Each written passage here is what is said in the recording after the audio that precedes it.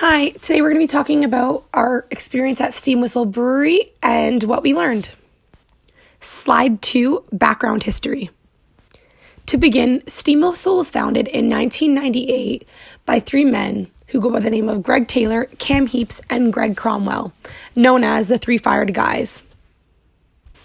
Their journey began when Upper Canada Brewing Company was bought out. Since the company was bought out, the three men got fired. The three then decided to start their own brewery in hopes of creating one of the best world's pilsners. As a group, we decided that Steam Whistle would be our best option because after researching and going to depth about the company, we realized that they take a lot of pride in caring about their community and customers. It seemed very welcoming, and we were also just very curious about how beer is made. The first video tells the story of how Steam Whistle Brewery was founded, and the second video talks about the good beer folks and the excitement behind working for the company. The second video is really cool because it actually includes the employees, and I feel like this gives us a really good idea of the company's culture and the workplace environment that they encourage. Slide 4, Steam Whistle Brewery information. Steam Whistle Brewery is located at the John Street Roundhouse in Toronto, Ontario. Its address is 255 Bremner Boulevard, Toronto, Ontario, and its postal code is M5V3M9. It occupies bays 1 to 14, and the physical size of the plant is 30,000 square feet. If you're a fan of the city, a little side note, it's beside the CN Tower and near the Ripley's Aquarium. Slide 5, business cards. Unfortunately, our tour guide Francis didn't have a business card, but he did leave us with his email, and we were able to get a couple other business cards from Glenn Truelove, who is the warehouse supervisor, and O'Neill Taylor, who is the quality assurance employee. Slide 6, information about the plant. Our tour guide's name was Francis, and right off the bat, he let us know that there was 172 employees at the brewery. As we were walking through the plant, we noticed that the office spaces are completely away from where the manufacturing actually happens. They're on the upper level. The manufacturing process happened on the middle level of the plant, and in order to access that, you need to be an employee or be led by an employee. The actual service area is all on the lower level of the plant as soon as you walk through the entrance. And in this service area, as soon as you walk in, there's a bar, a restaurant, art gallery, and a merchandise shop. On this slide, we also attached a picture of a blueprint of the plant, just to give you an idea of where everything's located. Slide 7, main products and service. The company produces a Pilsner lager and launched a pale ale in 2019. They provide premium Pilsner lager exclusively to customers in Canada. The brewery also provides many services to its customers, such as tours of the plant, an event space available for weddings, art shows, public events, etc. Again, they also have a bar and restaurant in-house for customers to enjoy if they visit the plant. On their website, they describe their menu as the following. Toronto's food dudes, Chef Tyson Porcelato will head up the kitchen operation, serving a recognizably Canadian take on traditional German-style foods.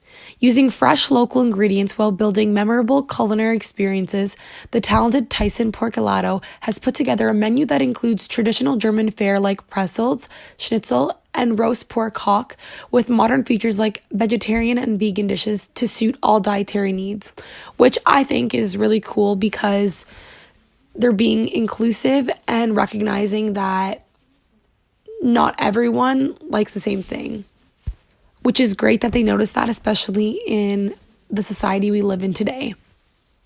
Slide 8, from Steam Whistle to their customers.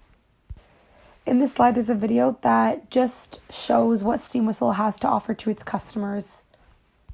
This video is just a super cool montage, taking a tour around the facility, with music playing in the background. Slide 9, service facility. Steam Whistle offers 4 unique event spaces: Pilsner Hall, Locomotive Hall, Steam Whistle Gallery, and Steam Whistle Mezzanine.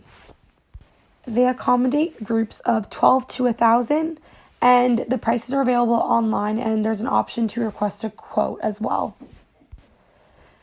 This can be used for events such as corporate events, fundraisers, weddings, parties, and product launches, and much more. It actually won the Best Alternative Wedding Venue of 2014 at the Canadian Wedding Awards. They even provided beer delivery service where you call and schedule a beer delivery for any event. This service is only provided to those who live within a certain radius of the brewery. Steam Whistle provides a pricing list and a beer calculator so its customers know how much to order and how much the delivery fee is for their area. The first picture you see is a picture of the hall, undecorated. In the second picture, they show where they actually deliver to. And if you're within that radius, they're able to deliver to you. Slide 10, plant layout. This slide is just a very enlarged picture of the layout of the plant. And it's almost as if it's looking at it from a bird's eye view. In the next slide, we'll get into more detail about the plant layout itself. Slide 11, plant layout. After touring Steam Whistle, we realized that the different sections of Steam Whistle are actually closed off from one another. These different areas include the bar and restaurant, the event space, which is also the beer hall in the plant layout, and the brew area, which is where the production and shipping occurs. The bar and restaurant are at the entrance of the facility. The event space, which is also known as the beer hall, is towards the back of the plant. The brewery has their event space where they hold many weddings, birthdays, art shows, concerts, and employee dodgeball tournaments. The brew area is the largest part of the plant, and this is where their Pilsner is crafted. Product starts from receiving the material straight to the lab for testing, to the production area where the beer is inspected in the lab and packaged, then stored in the main cooler until ready for shipping. A bit more into depth using more terminology. It starts from the fermentation, and then it goes to the aging, to the cold filtration, and then to the production line, then to the inspection, and then to the packaging, and then finally distributing the products. Slide 12, inventory control.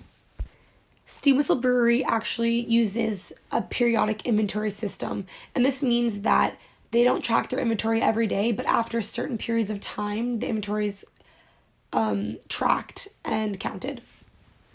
They stated that they are satisfied with their current inventory control system as they are able to generate the most revenue possible while taking into consideration quality, time, consumers, and costs. They have experienced exponential growth since their inception in 2000. And if you're from Toronto and above the legal age, you will definitely realize that a lot of their beer is sold in many different restaurants and stores. Slide 13, quality control. Steam Whistle does not use statistical process control, nor is it ISO 9000 certified. Instead, they actually have a quality assurance team where in their lab they test materials coming into the plant as well as the beer being shipped out from the plant and to the brewery's customers. They feel as though their team is more effective than using any of these procedures. As we were touring, we actually met one of the employees who work in the quality assurance lab, and he gave us a breakdown of what he does to assure that the products in the beer are safe and the different protocols they have as a company. Slide 14, plant maintenance policy. Steam Whistle actually has a cleaning staff that comes in every week and cleans and sanitizes every piece of equipment. They also clean the grounds and the glass windows of the plant. They also have other third-party staff, such as electricians and plumbers who come in and work as needed.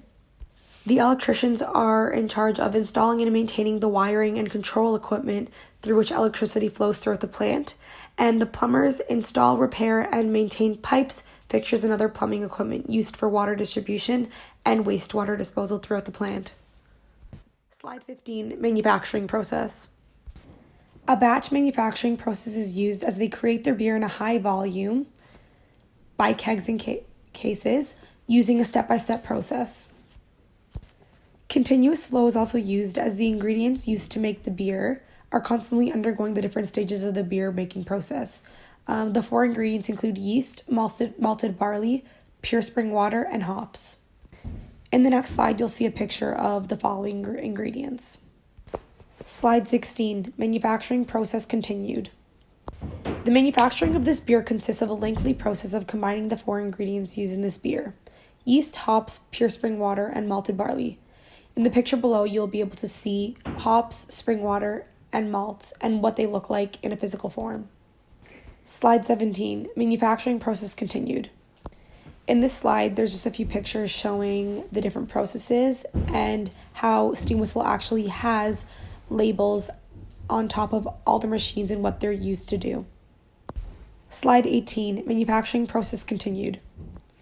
Again, here are just a few pictures showing the different processes and how Steam Whistle, again, labels their machines and what they're meant to do. Essentially, the manufacturing process begins with the filtration of the 4 ingredients and ends with the filling and capping of the beer, which is then put into cases or kegs and inspected. Slide 19, ergonomics, health, and safety. So first, let's start with their employee benefits. Employees are covered by the Workplace Safety and Insurance Board. It's a provincial agency that provides support and insurance for workers who get injured on the job. As a safety precaution, the mandatory steel boots that they are required to wear are actually paid for by the Steam Whistle Brewery. As for their training, Steam Whistle provides a training program once an employee is hired to eliminate any safety hazards in the workplace. It's a 1-week program and ensures performance of safe and correct procedures. Slide 20. Ergonomics, health, and safety continued. There is a room once you walk into the plant and up the stairs that holds all the chemicals and any dangerous substances. You are able to look in it, but can only enter if you are an authorized personnel. There are also eye wash stations throughout the entire brewery in the case of any harmful ingredients coming in contact with someone's eyes. There are also fire extinguishers that are located throughout the whole brewery as well in the case of a fire. In the pictures, you see one of the many eye wash stations and one of the many fire extinguishers throughout the plant. Slide 21, unexpected. We found it really cool that the event space is used for employee fun, such as dodgeball tournaments, and they actually hosted the rock, paper, scissors tournament back in the early 2000s. Another interesting fact is the average number of bottles Steam Whistle can produce in one day is 88,000 on the production line, which is amazing. Another fun fact is there is a 3F engraved on each of their glass bottles of Pilsner, since they call themselves the 3 Fired Guys, which I explained in one of the first slides. They also sponsor many nonprofit organizations and events by hosting charity events in their event rooms and going out to support these organizations. Unlike most beer companies, Steam Whistle provides their customers with an ingredient list on the label and their beer, and are proud to only use 4 ingredients, which are yeast, malted barley, pure spring water, and hops.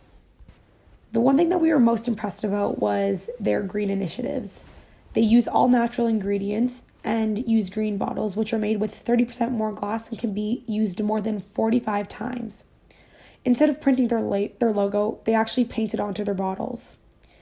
They use all recycled materials and support many green organizations. They are currently working towards becoming a more digital office, and in 2014 they switched to a wheat-based 80% tree-free paper. Our tour guide also told us that most of the employees actually bike to work.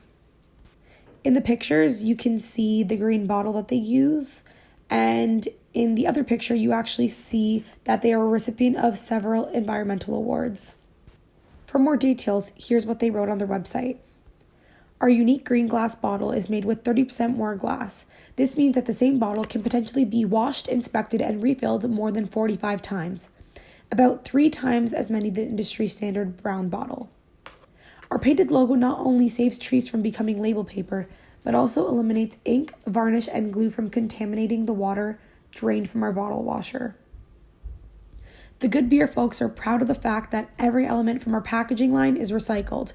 Cardboard cartons, broken glass, old bottle caps, aluminum cans, scrap metal, and even shrink wrap are compacted in the bottle shop to be recycled into new packaging materials.